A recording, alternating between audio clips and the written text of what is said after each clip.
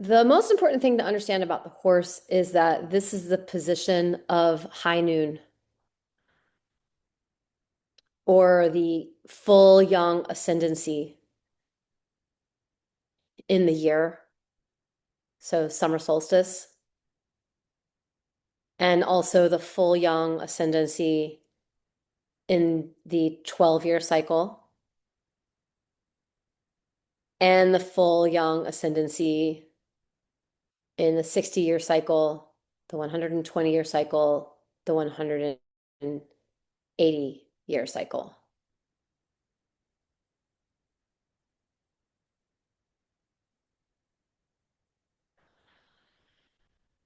So the interesting thing about horse is the year begins with rat, with that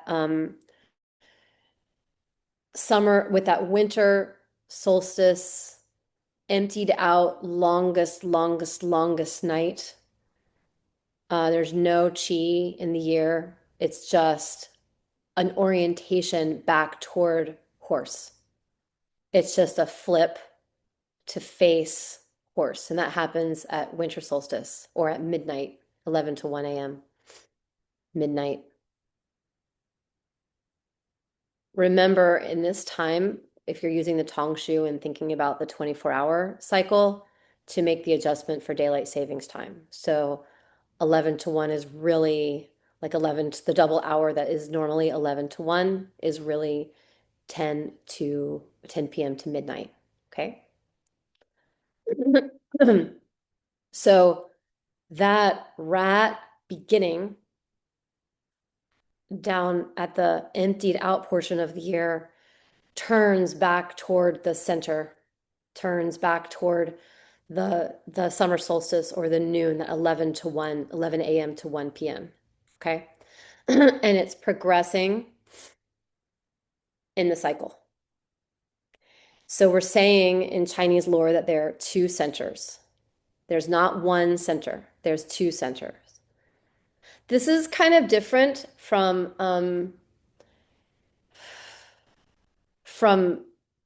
philosophical notions of essential unity, like from the Vedic tradition. You'll notice this is really different.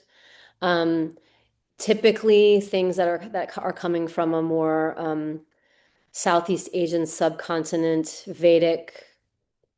And I'm generalizing, right? Because of course there are obviously so many different traditions, and there are so many indigenous traditions woven in. But in it to generalize, very often in those traditions, there's like a heart essence, heart center, not heart organ essence center, which is also kind of a step up, step down energetic modulator between essential self and all others. It's like a place to access your centers, everyone else in our that we're connected with centers, all sentient beings centers. It all like connects right here. Do you see how this is sort of the Southeast Asian subcontinent way of thinking about a center? The Chinese cosmological center is different because it will not say that there's one, it says that there are two. If there's one, it's the dynamism between the two. And this is something that in my research comparing these two traditions, I was very much expecting them to have the same non-dual foundation concept of what we are, what this is, what reality is, what our position as humankind within all of this is. And I'm not, I was expecting them to totally be the same. To maybe different words, maybe different ways of talking about it, but to totally be the same.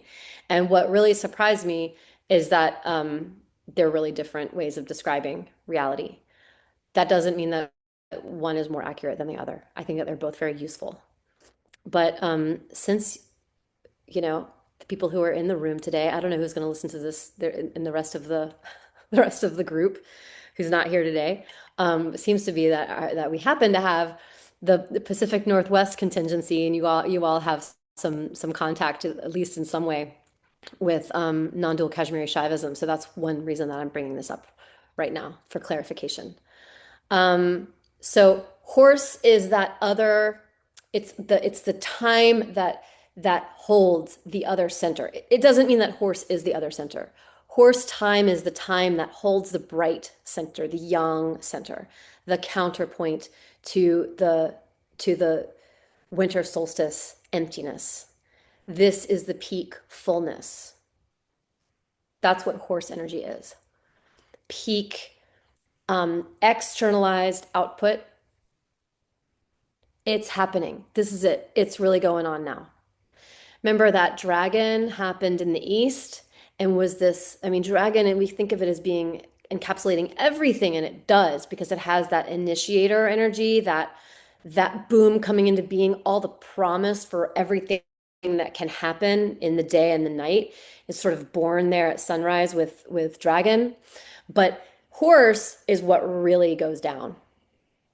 Dragon has a lot of ideas. Dragon has a lot of vision. You can see that in dragon people's character. Remember, we're talking about qualities of time and how they manifest in humans, right? We're talking about both. We're talking about the mechanics of the chi quality of time, and we're talking about how the rubber meets the road in people and our lived experience and our personalities. So dragon has all that promise, all that roaring into being, rising up out of the sky, so grand. But horse is like, well, this is what's really going on. So it's got that brilliance, it's got that power, same like dragon. Um, but but it's also pragmatic. Maybe Dragon had ideas about things that are never really going to happen.